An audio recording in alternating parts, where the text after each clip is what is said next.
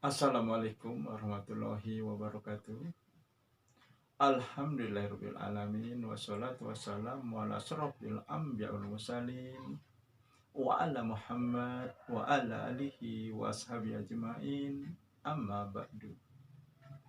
Segala puji bagi Allah yang hingga detik ini rahmat dan nikmatnya selalu kita rasakan, selalu kita gunakan bagi kemanfaatan hidup kita sehari-hari. Salawat dan salam marilah senantiasa kita sampaikan kepada Rasulullah, kepada keluarganya, para sahabat, dan tentu saja kepada penerus perjuangan beliau. Sobat-sobat, kembali kita bersama di channel saya, yaitu channel yang diberi nama dengan nama saya, Endang Jaya Putra. Dalam tema kita, bahasan kita, pembicaraan kita mengenai energi kalbu, tenaga hati, dan kekuatan jiwa. Sobat-sobat semua, ada tipe berpikir yang bisa membuat kalbu kita, jiwa kita lemah, dan bisa juga membuat dia menjadi kuat. Tipe berpikir yang bagaimanakah yang bisa membuat kalbu, jiwa, dan hati kita kuat? Dan tipe berpikir yang bagaimana yang bisa justru membuat hati, jiwa, dan kalbu kita lemah? Inilah yang ingin saya bicarakan dengan sobat-sobat semua di kesempatan kali ini. Sebelum saya melanjutkan bahasannya, saya selalu tidak bosan-bosan mengingatkan, meminta kepada sobat-sobat semua yang belum mensubscribe channel saya untuk melakukan subscribe-nya. Karena subscribe dari sobat-sobat semua sangat bermanfaat, sangat berguna bagi perkembangan channel saya. Di samping itu, saya dan sobat-sobat semua di channel ini bisa sama-sama berdakwah. Meskipun sobat-sobat berdakwah secara pasif dengan menyimak video-video saya atau sudah melakukan subscribe-nya, dan insya Allah ini akan bernilai pahala di sisi Allah. Karena sobat-sobat semua, channel saya ini tidak akan ada artinya tanpa ada penonton seperti sobat-sobat semuanya. Dan saya begitu bersyukur kepada Allah, mengucapkan alhamdulillah setiap saya membuka channel saya, subscribe saya bertambah, walaupun tidak secara cepat, akan tetapi itu menunjukkan ada perhatian dari sobat-sobat semua. Dan kepada sobat-sobat semuanya yang sudah melakukan subscribe di channel saya ucapkan terima kasih. Sobat-sobat semua, tipe berpikir yang dimaksud adalah ada dua tipe berpikir. Berpikir positif dan berpikir negatif. Ini keduanya bisa menguatkan atau melemahkan jiwa, hati, dan kalbu kita.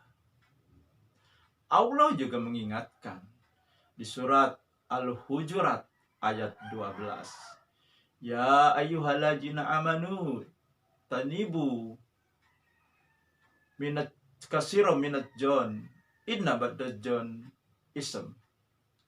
Wahai orang-orang yang beriman, jauhilah dari prasangka. sesungguhnya sebagian dari prasangka adalah dosa. Dan prasangka itu juga ada dua. Ada prasangka buruk dan ada prasangka baik. Prasangka buruk inilah yang akan membuat jiwa, hati, dan kalbu kita lemah, sakit, bahkan bisa saja dia menjadi mati.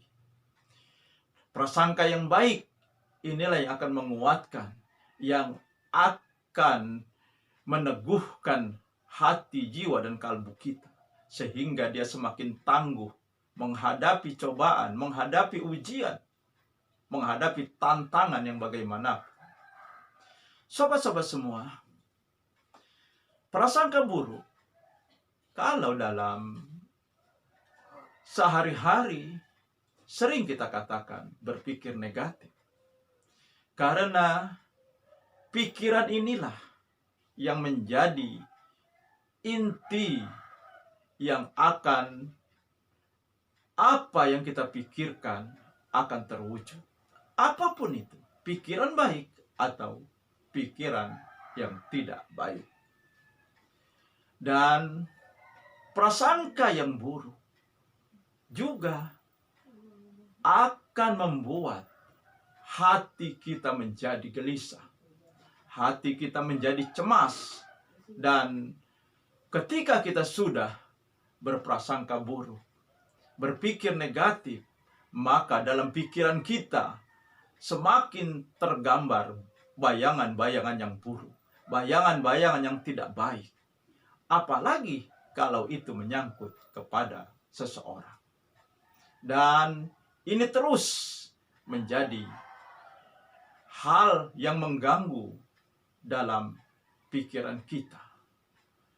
Apalagi ketika prasangka buruk, pikiran negatif itu menuju kepada seseorang. Kita mungkin sedang melakukan sesuatu. Tiba-tiba sesuatu yang kita lakukan itu gagal.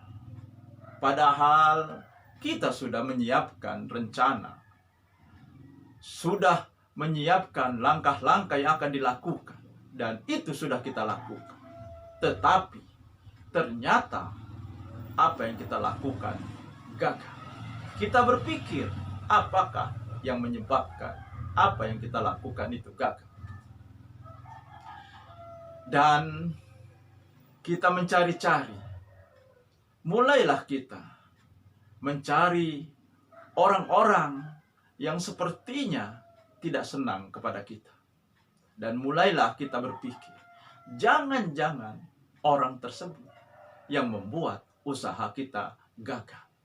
Kebetulan usaha dia dan usaha kita adalah sama. Sama-sama berdagang.